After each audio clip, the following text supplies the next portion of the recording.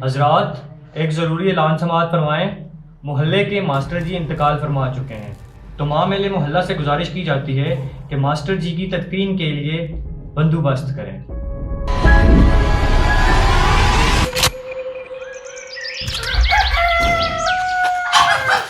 ये हैं मास्टर जी। किसी को भी ठीक से मालूम नहीं कि मास्टर जी कब इस मोहल्ले में आए और कब उन्होंने ये कोठड़ी किराए पर ली थी, लेकिन इस बात का हर एक को इल्म था कि मास्टर जी एक मुहाजिर हैं और इनका ताल्लुक कच्चे से है।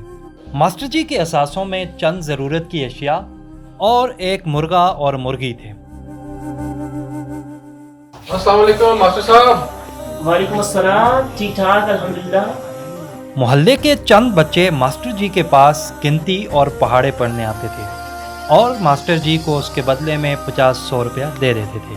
एक दूना दूना, दो दूने चार। एक दूना दूना, दो दूने चार, पाँच दूने दस। बेटा आप लोग जाएं, आज के लिए आपकी छुट्टी, बाकी इंशाल्लाह कल पढ़ेंगे। अस्सलाम वालेकुम। अरे कोई सलाम नहीं है मास्टर जी। मैंने आपको बड़ी इज्जत से कहा था कि किराया अदा कर दें, लेकिन आपने अभी तक किराया नहीं दिया। मैं आपको कल शाम तक का टाइम देता हूँ। कल शाम को मैं अपना किराया लेके जाऊँगा। अगर आपने कल शाम को 2000 रुपये किराया नहीं दिया तो मैं आपका ये सारा सामान उठा के बाय रोड पे फेंक दूंगा। समझ आ गई है?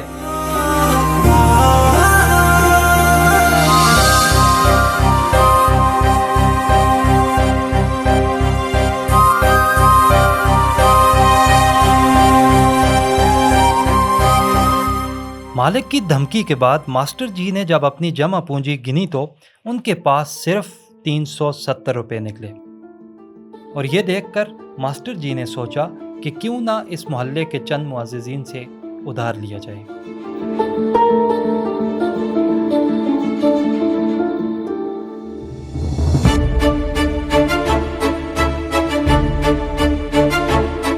और यूं मास्टर जी पहुंचे इस मोहल्ले के सेठ साहब के पास। सेठ साहब, मैं भी आप ही की तरफ चल के आ रहा था। अच्छा हुआ आप मुझे रास्ते में मिल गए। जिंदगी की परेशानियों ने मुझे इतना घेर लिया है कि पहले बिल न बढ़ने की वजह से मेरा मीटर काट दिया गया। अब डेली सेठ आता है और मुझे तंग करता है, कहता है किराया दे दो। एक तो गरीबी ने कमर तोड़ कर रख दी है, दूसरी बात सेठ तरस नहीं खा रहा। उधारा आप मेहरबानी फरमा कर मुझे सिर्फ 1000 रुपया उधार दे दें, इंशाल्लाह आपको जल्द लौटा दें। यार इसको तो 1 रुपया कोई उधार नहीं देता। अगर मैंने इसको 1000 रुपये दे दिया तो फंसाने वाली बात है, फिर ये वापस नहीं करेगा मुझे। जी मास्टर साहब, आपसे अच्छे तो नहीं है पैसे। मैंने तो अपने बच्चों की फ़ीस दे दी है। अगर होते तो मैं ज़रूर देता आपको, टेंशन ना लें।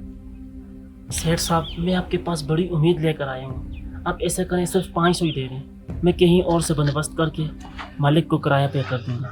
मास्टर साहब, होते तो मैं ज़रूर देता आपको, अब नहीं है ना, इस वजह से 1000 क्या 10,000 दे देता। मैं थोड़ा सा, मेरा काम है, मैं आ रहा हूँ।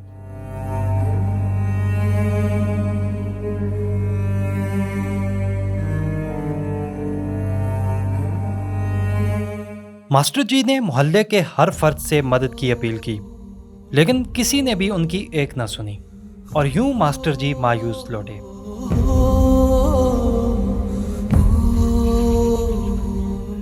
मास्टर जी क्या बना कराएगा?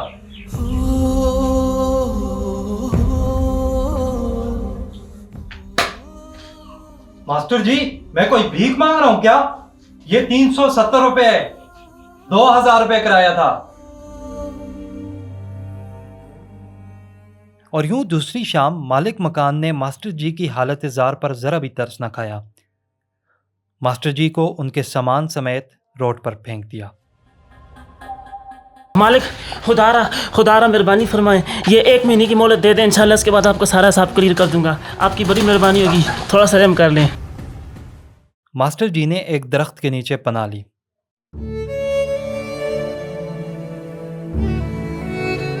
मोहल्ले के लोग आते जाते उनसे हाल पूछ लेते। मास्टर जी मौसम की जबर और सितम ज़रीफ़ी की वजह से निढाल हो गए और आखिरकार अपने खालिक हकीकी से जा मिले। हजरात, एक ज़रूरी ऐलान समाअत फरमाएं। मोहल्ले के मास्टर जी इंतकाल फरमा चुके हैं। तमाम अहले मोहल्ला से गुजारिश की जाती है कि मास्टर जी की तदफीन के लिए बंदोबस्त करें।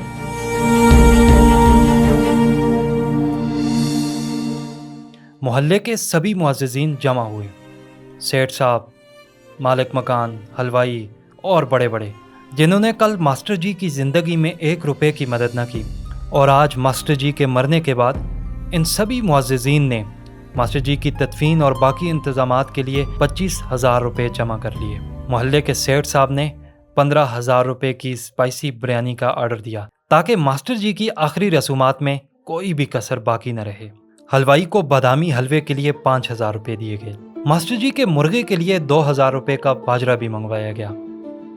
तो देखा दोस्तों आपने हमारे माशरे की सितम ज़रीफ़ी। हम जिंदगी में तो किसी शख्स के काम नहीं आते, लेकिन उसके मरने के बाद अपनी सारी नेमतें उसके बेजान जिस्म पे निछावर कर देते हैं। ये सिर्फ मास्टर जी के मोहल्ले की बात नहीं, ये मोहल्ला आपका भी हो सकता है। इसलिए गौर कीजिए कहीं ये मास्टर जी आपके मोहल्ले में तो नहीं। सो इसलिए दोस्तों बाहर निकलें, आसानियाँ बांटें। अल्लाह ने के बाद।